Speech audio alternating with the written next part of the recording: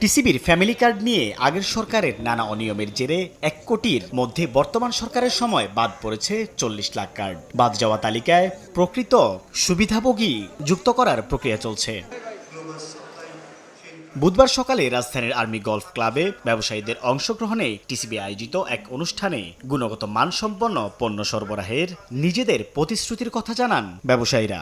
সরাসরি আমদানি করলে আপনার মালের আমদানিও বাড়বে, বাজারে ঘাটতি থাকবে না। আমদানিকৃত পণ্যের সঠিকতা যাচাইয়ের জন্য ওজনের আমরা আপনাদেরকে সর্বতভাবে সহযোগিতা করব। আগামী জুনের মধ্যে 1 কোটি পরিবারের কাছে স্মার্ট কার্ড পৌঁছে দেওয়ার পাশাপাশি 1 জুলাইয়ের মধ্যে টিসিবির সকল ডিলারদের স্ব জেলা প্রশাসন অফিস থেকে ছাড়পত্র নেওয়ার অনুরোধ করা হয়। 7তলা 8তলা 10তলা বাড়ির মালিককেও আমরা কার্ড দেখতে পেয়েছি। এই কার্ডগুলোকে যতদূর সম্ভব যারা প্রকৃত উপকারভোগী তাদের কাছে কার্ডগুলোকে পৌঁছানো যায়। সিন্ডিকেটের কথা সেটা অনেক কিছু, সমস্ত কিছুর মধ্যে থেকেই কিন্তু আমাদের লক্ষ্যে পৌঁছানোর জন্য কাজ করে যেতে হবে।